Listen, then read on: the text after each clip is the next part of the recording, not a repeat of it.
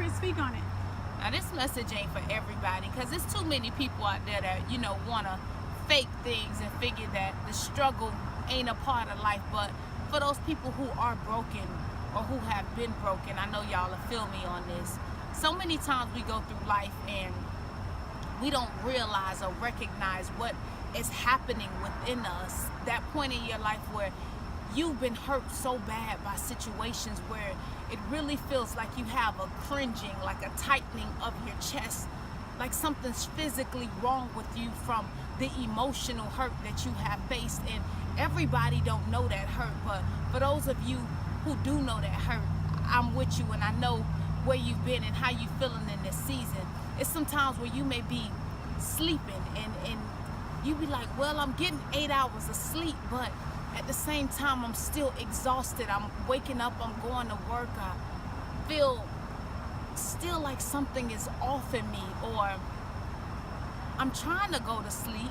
It's 4 o'clock in the morning, but I can't sleep. I can't sleep. And if I do get some sleep, I'm dreaming all the time. And it seems like I'm being attacked in my dreams, or all of this other stuff is happening. Sometimes it just ain't a physical tired, but it's because your soul is tired. And really, you may be experiencing a mild, a moderate, or severe depression. And a lot of times in the Black community, we want to say, oh, child, go take a nap. Go pray about it. You'll be all right. You'll be all right. Ain't that wrong? Black people don't get depressed. That's one of the craziest things that I have ever heard, because it happens in our community so often. And you see people who walk around and they're angry, or you may even see some people who it seems like they can't control their emotions. And for a lot of us, that's a whole new sensation. Like, man, I'm used to having it together. Why am I at work and in the middle of somebody asking, you all right?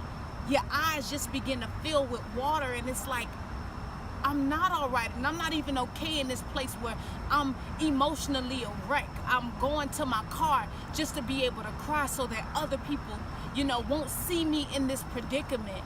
And everybody around you may not understand exactly where you are, but this is a point of identification so that you can understand that you are not alone in that situation. There's many people who can get through some things, but through this type of situation, the only way to get through it is to go through it. And a lot of times people try to suppress, what they're feeling, because they're really pressed in their spirit, so they suppress with certain things.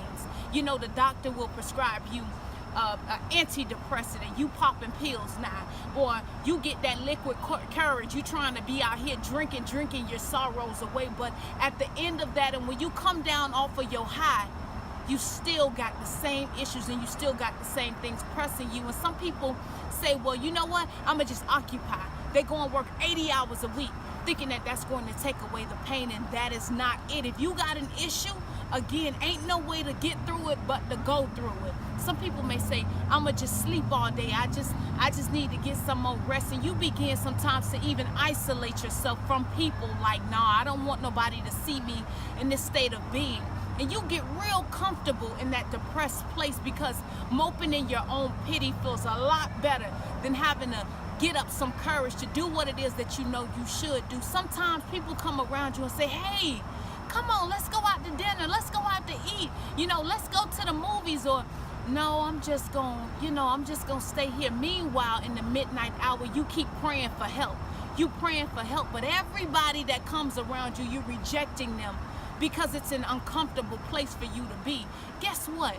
If the people that God sends your way invite you somewhere, go ahead and go out. And if you got to cry while you out, cry while you out. Get yourself together and continue to go. But whatever it is that's in your mind that you don't want to do, chances are is what you got to start doing. If you in your place of depression and you know you depressed and God's put in your spirit, it's because you've done somebody wrong. Ain't no way to get through it but to make it right, okay? You can't go around, well, maybe I can do this for another person.